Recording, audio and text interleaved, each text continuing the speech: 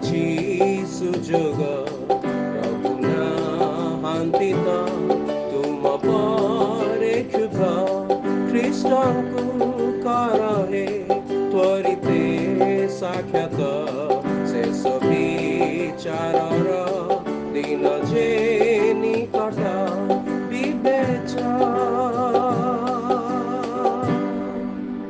প্রিয় শ্ରୋତା ବନ୍ଧୁ ପ୍ରଭୁ ଯୀଶୁ ଖ୍ରୀଷ୍ଟଙ୍କ ପବିତ୍ର ନାମରେ ଆପଣଙ୍କୁ ଶୁଭେଚ୍ଛା।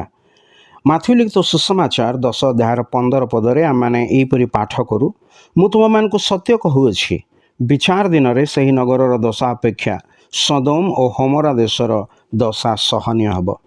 ପ୍ରଭୁ ଯୀଶୁ ଖ୍ରୀଷ୍ଟ ସୁସମାଚାର ଘୋଷଣା କରିବା ସମୟରେ ଶ୍ରୋତାମାନଙ୍କ ଅବହେଳନକୁ ସତର୍କ ବାଣୀ ରୂପେ ନେଇ ଏକ ତୁଳନାତ୍ମକ ବାର୍ତ୍ତା ପ୍ରଦାନ କଲେ।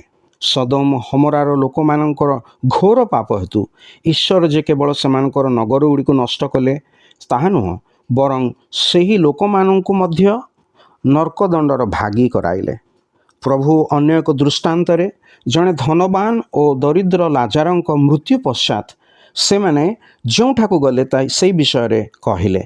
ଯେଉଁ ଧନବାନ ନିଜର ପର୍ଯ୍ୟାପ୍ତତା ସତ୍ତ୍ୱେ କଦାପି ଈଶ୍ୱରଙ୍କୁ ଧନ୍ୟବାଦ ଦେଇନଥିଲା, ପୁଣି ଲାଜାର ଯିଏକି ଧନୀ ଲୋକର ମେଜରୁ ପଡ଼ିବା ଅଇଁଠାରୁ କିଛି ପାଇବା ଆଶାରେ ସବୁବେଳେ ରହୁଥିଲା, ମାତ୍ର ପ୍ରାପ୍ତ ଭୋଜନ ପାଇଁ ଈଶ୍ୱରଙ୍କର ଧନ୍ୟବାଦ କରୁଥିଲା।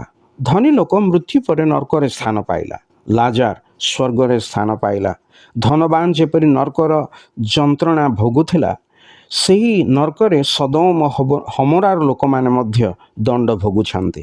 ଯେ କେହି ପ୍ରଭୁ ଯୀଶୁ ଖ୍ରୀଷ୍ଟଙ୍କ କ୍ରୁଶୀୟ ବଳିଦାନ, ମୃତ୍ୟୁ ଓ ପୁନରୁତ୍ଥାନରେ ବିଶ୍ୱାସ କରେ, ସେ ସେହି ନର୍କଦଣ୍ଡରୁ ରକ୍ଷା ପ୍ରାପ୍ତ ହୁଏ। ମାତ୍ର ଯେ କେହି ସୁସମାଚାର ଅଗ୍ରାହ୍ୟ କରେ, ବିଚାର ଦିନରେ ତାହାର ଦଶା ଅପେକ୍ଷା ସୋଦୋମ ଓ ଗମୋରାର ଦଶା ଅଧିକ ସହନୀୟ ହେବ। ସେହି ଭୟାନକ ଦଣ୍ଡରୁ ଆପଣ ଯେପରି ରକ୍ଷା ପାଇବେ, ଆପଣଙ୍କ ନିମନ୍ତେ ଈଶ୍ୱରଙ୍କ ନିକଟରେ ଆମର ଏହି ପ୍ରାର୍ଥନା।